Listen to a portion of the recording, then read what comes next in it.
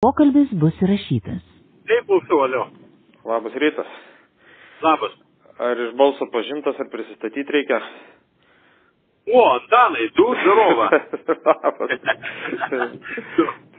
Kaip ten, tik metai ir 2 dienos. Tu dar sanatorijai tebesėdi, ar ne? Kaip? Sanatorijai, sakau, sėdi vis dar. Jo, tai matai čia, sakau, dar nauji bairiai, nauji tokie dalykai, jau turėjo 14 dieną pagal viską paleisti.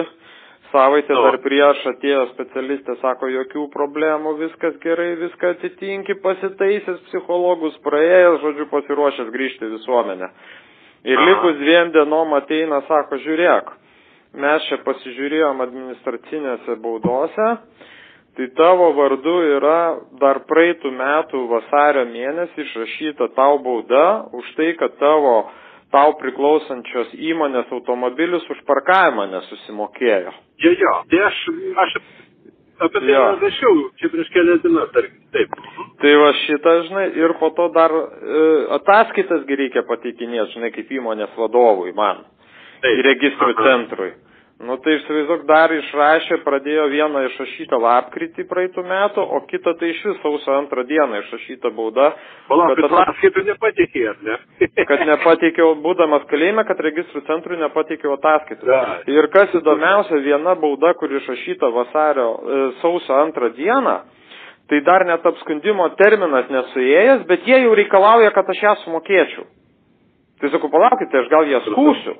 Tai kai sakau, kaip dar jinai neįsiteisėjus, gal aš ją apskūsiu, gal galų gale, dar nėra, žinai. Bet vat jau ją, žinai, taip vertina taip, kad, žodžiu, aš turiu ją sumokėti. Net apskundimo terminas ir pagal baudų vykdymo kodeksą, jeigu turi nesumokėtų baudų, lygtinis paleidimas netaikomas. Ir man taikys tik tai tada tą lygtinį paleidimą, kai aš tas baudas sumokėsiu. Tai dabar su advokatas Erikas Rugėnius surašė prašymą, žinai, kad, pateikit kokias tas baudas, nes jų atsakymę, tai net nenurodyta, galiu pacituoti tą jų atsakymą, va dabar greitai, po ranką, jeigu, žodžiu, va tai va. Informuojame, jog 25 metų sausio 7 patikrinus jūsų administracinių nusižengimų registro išrašus apie asmenį registruotus administracinius nusižengimus ir priimtus sprendimus nustatyta, jog turite neįvykdytų administracinių nuobaudų už bausmės atlikimo metu padarytus administracinius nusižengimus. Siekiant kuo objektyviau vertinti situaciją, buvo kreiptas į Lietuvos kalėjimų tarnybą, resocializacijos koordinavimo skyrių, metodinės pagalbos. Lietuvos kalėjimų tarnyba informavo, jog atsižvelgė į tai. Žiūrėk, Antalija, aš supratau viską. Jo. Ta prasme, tai dabar ir tau ten išrašė dar už tai, kad tave primušė, tarkim, kai sulaikinėjo, tarkim. Jo, tai dėl tos baudos irgi, kur mane primušė, mes ten, aišku, aš ten pavėlavau 1 dieną apskundimo terminą apskūsti. Blogai apsiskaičiavau. Taigi Erikas Rugėnius skundė, prašė atnaujinti apskundimo terminą 1 dieną. Visi teismai atsisakė, tiek pirmos instancijos, tiek antros, tipo viskas. Neatnaujino dėl 1 dienos, nors nurodė objektyvės aplinkybės. Tai tu esi dabar raštė subinėjai, tarkim, tai aš suprantu, tarkim, kad štai esi per... Aš jau galvoju, jie mane išjungė, žinai, kaip ir jokių protestų nedariau, sausio 13 praėjo, Landsbergio nieks nenušvilpė, jau galvojau... Jie priprato, kad ramiai gyvena, kai tu sėdi sanatorijui, tarkim, tai dėl to... Jo, tai žodžiu, tai vyksta tas toks įdomus dalykas ir sakau, ir už tą, pavyzdžiui, irgi grįžtant prie tos baudos, kur pasipriešinimas, žinai, tai, kad, nevykdžiau pareigūnų nurodymų. Tai sako, tai tu tą dieną padarei. Bet sakau, pažiūrėkit, vieta yra Kaunas Raudondvario plentas. O jie aiškina, kad aš jau bausmės atlikimo metu, tai aš bausmės dar neatlikinėjau, kai iš žmonos mašinos atsisakiau išlipti. Taip. Ir, aišku, gerai, kad įsigilinom į šitą situaciją, matom, kad yra suklastoti dokumentai. Nes ten laikai neatitinka ir taip toliau. Tai dar yra planų kreiptis į generalinę prokuratūrą, jau vienam advokatui pavedžiau užduotį. Bet tai žiūrėk, bet tai tave paleis ar ne, tarkim, nes tu ten gali 140 eurų suploti ir tegul atsiknėsi, tarkim, Tai dar po 3 mėnesių. Tik po to, kai sumoki po 3 mėnesių. Taip kodekse buvo bausmių vykdymo parašyta. Po to, kai sumokėsiu tas baudas, dar 3 mėnesius reikės laukti. Tai va čia tame absurdas tas yra. Va tai va toks. Tai va taip ir gyvenu. Tai čia, žinai, du asmenys, kurie presuoja kalėjime, tai mane ir tą Vilhelmą Germaną. Nu, jį dar baisiau negu mane presuoja. Kiekvieną dieną kratos ateina, nu ir įsivaizduok ateina. Išverčia visus daiktus, visi tavo rūbai ant žemės, patalynė, čia vien irgi buvo ypač, kai iš Praveniškio atvažiavo, ten tą didelį kratą darė. Nu, įsivaizduok, ant tavo patalynės užtecalo negali turėti. Jokio ten pleduko, dekučio, kad ant patalynės užsities negali. Tai su batais užlipę, tai bandai kam skundą sakyti, kad va, žiūrėkit, čia taip ir taip pasižiūrėkit. Tai sako, čia normalu, nu, taigi čia kalėjimas. Nu, ta prasme, ir po to nori, kad tie žmonės, supranti, tiek va, tos neteisybės pamatė, išeitų, grįžtų geresni žmonės.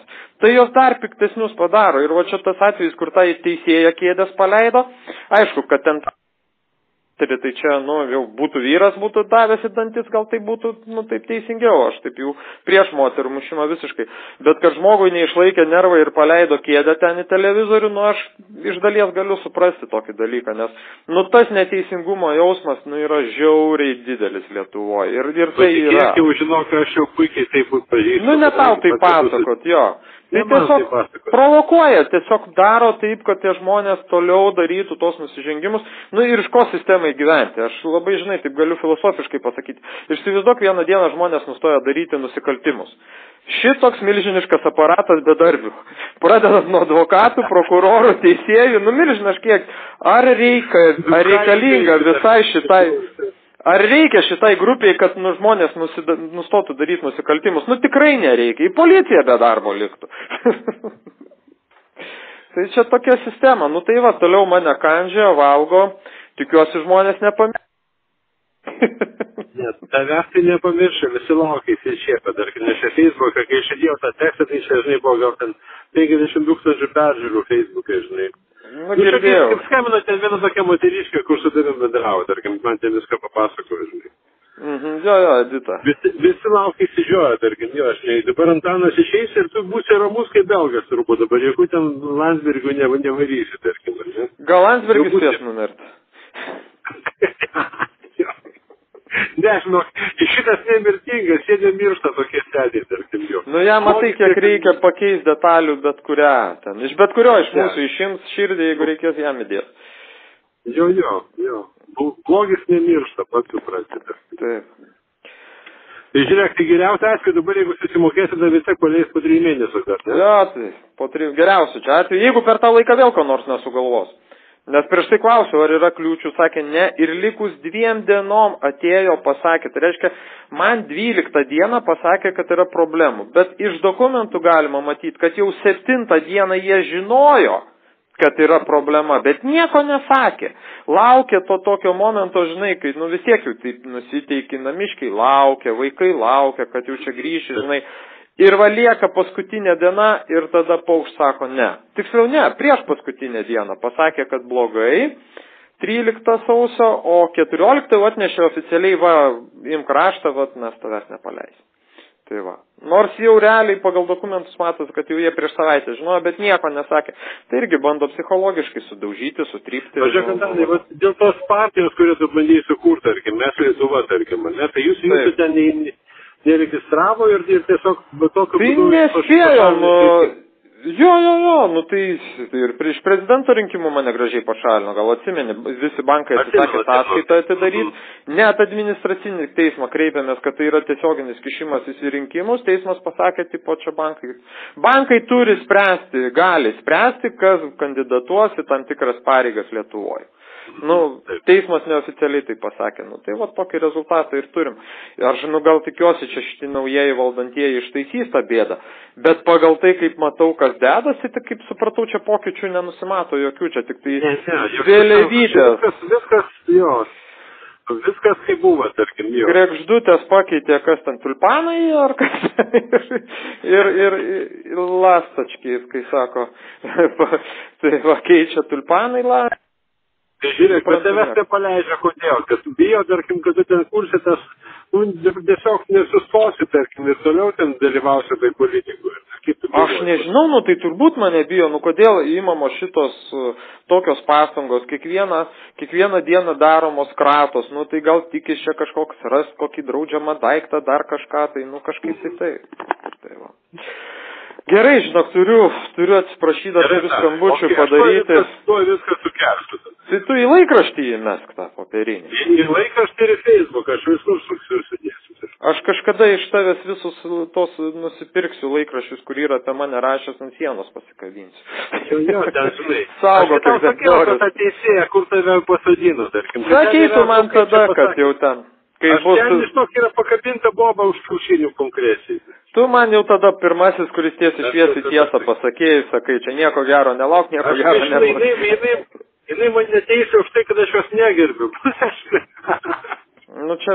Jos ne... Mačiau per teliką apie savo 13 teistumų. Nu, gerai. Gerai, viskas, už laisvą žodį, bet tai neuždarė tavo laikraščio, kad čia kažką rašė. Uždarnėšio pastoviai štai. Atsidaryk Lenkijoje įmonę, užsiregistruok žiniasklaidos priemonę ir viskas. Nu, būsi Europos Sąjungos, būsi užsienio žiniasklaida. Tai va, gerai, nu tikiuosi pamatysiu vis tiek gyvai kažkada. Tai. O kodėl tu kaip žurnalistas neateini? Tu ateik kaip žurnalistas, tai bus neribotai. Ateisiu, gerai. Ateik kaip žurnalistas gyvai. Neįleido, žinai. Nes norėjau nueiti pas daktarą, žinai, tu sakė, negalima. Kodėl? Vat galima visiems kitiems, tau negalima. Taip skaus teismą, aišku. Teismų turi blogų praktikų. Teismą. Nu, supratau. Gerai. Pas tave tai teisiu tikrai. Gerai, lauksiu. Iki. Dabar. Iki.